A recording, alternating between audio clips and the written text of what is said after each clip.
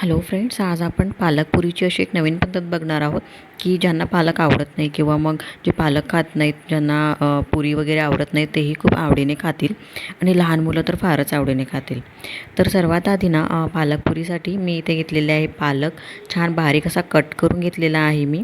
त्याच्यानंतर मी त्याच्यामध्ये थोडासा बारीक कट केलेला कोथिंबीर ॲड करणार आहे. त्याच्यानंतर मी साधारण 1 वाटीभर ना इथे तांदळाचं पीठ घातलेलं आहे. याच्याने ते फार खुसखुशीत होते. नंतर मी इथे अर्धा वाटी बेसन पीठ घेतलेलं आहे. त्याच्यानंतर मी इथे बाजरीचं पीठ घेतलेलं आहे अर्धा वाटी. तुम्ही ज्वारीचं पीठही वापरू शकतात. त्याच्यानंतर साधारण मी 2 वाट्या इथे आपलं गव्हाचं पीठ घेणार आहे. त्याच्यानंतर मी इथे साधारण 1 चमचाभर मी ओवा घातलेला आहे. त्याच्यानंतर चवीनुसार मीठ घालायचं आहे. त्याच्यानंतर याच्यामध्ये आपण थोडीशी आलं, लसूण आणि मिरचीची पेस्ट मी घातलेली आहे. त्याच्यानंतर इथे मी तीळ घेतलेला आहे. साधारण 2 चमचे तीळ मी टाकणार आहे. नंतर थोडीशी चिमूटभर मी हळद टाकणार आहे. थोडीशी अर्धा चमचा धने पावडर आणि साधारण 5 चमचे मी इथे ना तेल घालणार आहे याच्यामध्ये. याला तुम्ही तेलाचं मोहनही म्हणू शकतात. तर हे छान प्रकारे आपण असं एकत्रित करून घ्यायचं आहे. पाणी वापरताना खूप लक्ष द्यायचं आहे. पाणी कमी कमीच वापरत जायचं आहे, कारण पालकलासुद्धा आपण मीठ घातल्यानंतर पाणी येतं. तर अशा प्रकारे आपलं जे पीठ आहे ते छान प्रकारे असं मळून घ्यायचं आहे, सर्व मिश्रण एकत्रित करून. आणि जे पिठाचं जे टेक्स्चर आहे ते अशा प्रकारेच ठेवायचं आहे.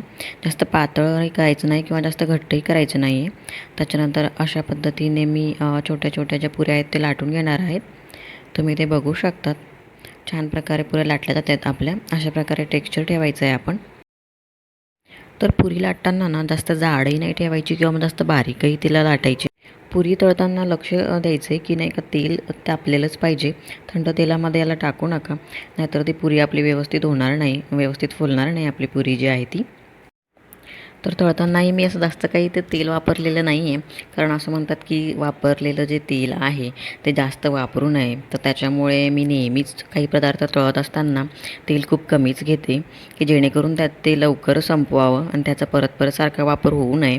आणि फ्रेश काही नंतर तळायचं असेल तर मग आपण पुन्हा तेल वापरावं. तर इथे आपली जी पुरी आहे किंवा मग पालकचे जे स्नॅक्स आहे ते रेडी झालेले आहे.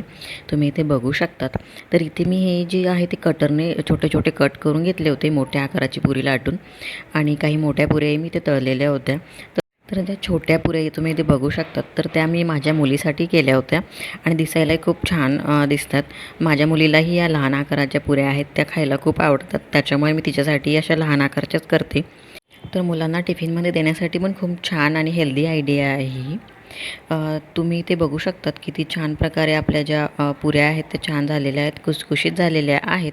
टेक्स्चरही तुम्ही इथे बघू शकतात. अशाच नवनवीन व्हिडिओसाठी सबस्क्राईब करा आणि बेल आयकनला प्रेस करा आणि व्हिडिओ आवडला असेल तर नक्की लाईक करा.